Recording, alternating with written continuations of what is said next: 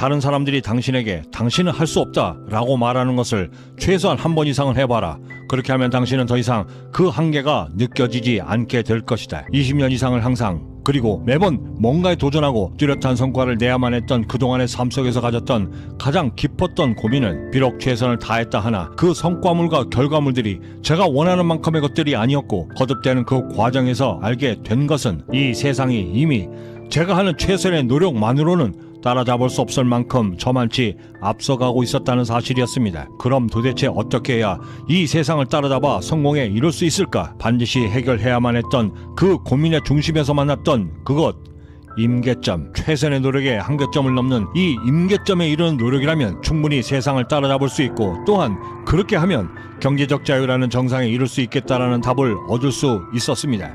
하지만 문제는 어떻게 그 한계의 벽을 뛰어넘느냐였고 그 와중에 마주하게 된 매우 인상적인 사건 하나. 50km를 간 넘긴 젊은 엄마가 2층 관광버스 밑에 깔린 아들을 구하기 위해 홀로 그 버스를 들어 올려 아들을 구했다던 믿기 힘든 이야기였습니다. 사막에 불시착한 조종사가 타는 듯한 갈증을 해결하기 위해 물을 찾으면서는 터벅터벅 길을 걸어가지만 그 순간 자신에게 달려드는 코브라를 만나게 되면 비록 5일 동안 아무것도 먹고 마시지도 못했음에도 어디서 그런 힘이 나왔는지 초인적 힘을 발휘하며 뛰기 시작하고 며칠간 굶었던 아기에게 먹을 것을 주기 위해 숨겨왔던 키 이상의 싱크대 위로 올라갈 때는 최선을 다해 있는 힘껏 손을 뻗고 깍지발까지 서서 올라섰다가도 아기 옆에 서 있던 거대한 책장에 아기를 덮치려 할 때는 어디서 그런 힘이 나왔는지 날아가듯 달려가 그 아이를 구하는데 더욱 놀라운 것은 그 엄마가 바로 전날 다리가 부러져 깁스를 하고 있었던 상태라는 것이었습니다. 19세기 프랑스의 최고의 작가이자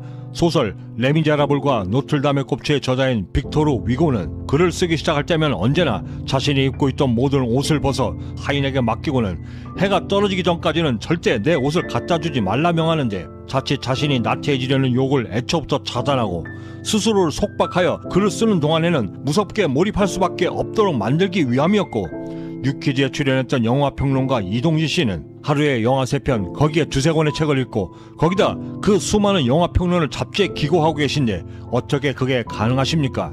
라고 유재석 씨가 물으니 그는 대수롭지 않은 듯 이렇게 답변했습니다. 모든 인간관계를 끊으면 됩니다. 막노동의 컨테이너에서 살 정도로 미래가 없었지만 축구선수가 되겠다는 초등학생 아들의 그 꿈을 위해 TV는 물론이고 핸드폰도 시간을 보기 위해서만 들고 다닌다는 손웅정 감독은 과감히 세상과의 벽 세우기에 주저치 않았습니다.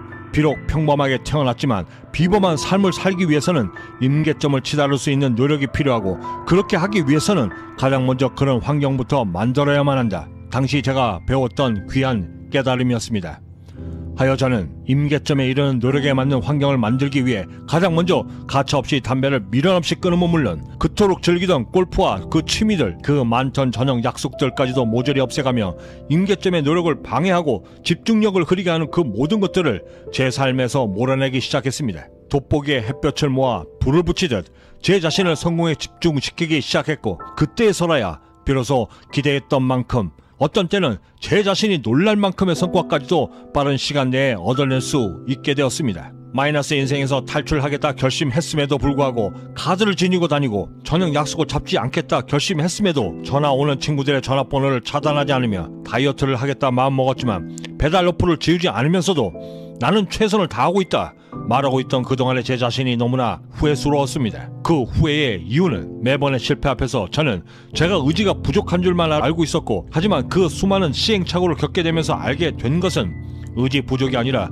가난한 습관을 벗어나기 위한 적극적인 방법을 제대로 알지 못했기 때문이라는 것이었고 또다시 실패하지 않기 위해 제 스스로 찾아낸 최선의 방법은 악습관을 버리지 않았을 때 내가 입게 되는 피해를 보다 구체적인 숫자로 만들어 보다 적극적으로 나에게 각인시키는 것이었습니다. 가장 대표적인 가난한 습관인 담배를 끊는다 했을 때 지금 제가 사는 곳이 캐나다이니 캐나다의 담배값을 기준으로 계산해보면 가장 싼 담배가 약 13불, 하나로 13,000원. 만약 이를 가장 보수적으로 일주일에 한 갑만 핀다 가정했을 때 한 달이면 52,000원, 1년이면 624,000원이 되고 여기에 담배를 피기 위해 담배 하나를 들고 나가 피고 돌아오는 순간까지 약 평균 10분이라 치면 오전 9시부터 6시까지 점심시간 1시간을 빼고 총 8시간을 근무한다 했을 때 이를 분으로 따지면 480분.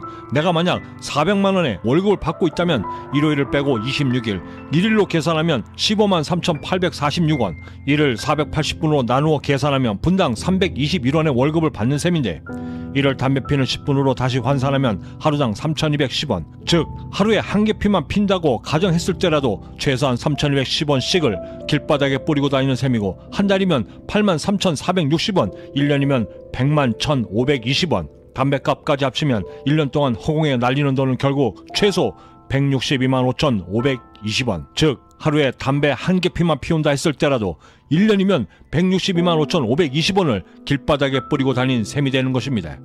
만약 내가 하루에 한 개 피가 아닌 한 갑을 피고 있다면 그 돈은 1년간 1,000만 원 이상으로 불어나고 그 돈을 1년 동안 담배로 날리고 있는 셈이 됩니다. 보통 월급쟁이 월급을 유리지갑이라고들 하는데 1월 1일부터 평균 3.6개월 동안은 세금을 내기 위해 일하는 것이고, 나머지 8.4개월 동안 번 돈만으로 삶을 이어가는 것인데, 하루 한 갑을 핀다 하면 8.4개월 중 그나마 2.5개월을 담배를 피기 위해 사용하고 있는 셈이 되는 것입니다.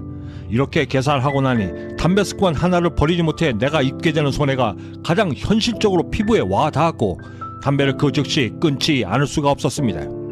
이렇듯 뭔가의 습관을 들일 때 모든 것을 돈과 연관지어 실제 계산하여 그 결과물들을 만들고 나면 그저 손쉽게 거의 농담처럼 말하던 시간이 돈이다 라는 말이 그리도 무섭게, 그리도 무섭게 느껴지는 것은 어쩔 수가 없었습니다. 방송 중에 한 패널이 만약 1시간 뒤에 죽는다면 제일 하고 싶은 일이 뭐냐라고 물으니 유재석 씨는 망설임 없이 이렇게 대답했습니다. 담배 한 개 피 숨 깊이 들어 마시며 정말 맛있게 피고 싶다. 유재석 씨는 자신의 삶의 우선순위와 임계점의 노력을 위해 그토록 간절한 담배 유혹을 끊임없이 거절하고 있었고, 그 대가로 그는 지금 인기와 부를 대신에 얻고 있는 것이었습니다. 누군가를 정복하는 사람은 강한 사람이지만 자신을 정복할 수 있는 사람은 위대한 사람이다. 노자가 한 이 말은 성공을 위해 시작하는 이 아침에 우리에게 깊은 영감을 주기에 모자람이 없을 것입니다.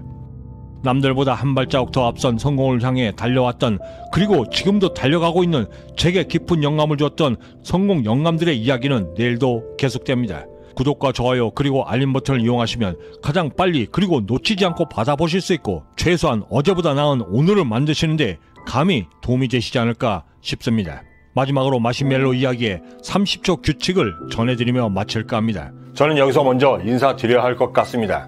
그 어디에 계시든 성공에 한 걸음 더 다가서시는 하루가 되시길 진심으로 바라고, 저는 내일 아침에도 따뜻한 커피 한 잔과 성공 영감을 들고 다시 찾아뵙겠습니다. 지금까지 경제적 자유민이었습니다. 감사합니다. 인생은 늘 끊임없는 결정의 순간을 갖고 있지. 30초 규칙이란 어떤 일을 결정해야 하는 그 순간에 단 30초만 한 번 더 생각해 보라는 것일세. 하지만 이를 우유부단하게 망설이는 뜻이라고 오해하지는 말게. 어떤 결단에 기로에 섰을 때 딱 30초만이라도 더 자신에게 겸허하게 물어보라는 뜻임을 기억해 주게나. 자네가 앞으로 습관적으로 하게 될 이 30초의 결정이 지금 자네의 삶과 앞으로 자네가 맞이하게 될 일에 어떤 영향을 미칠 것인가를 매우 신중하게 판단해 주길 바라네. 이것이 이제 나의 곁을 떠나는 자네에게 주는 나의 마지막 선물일세.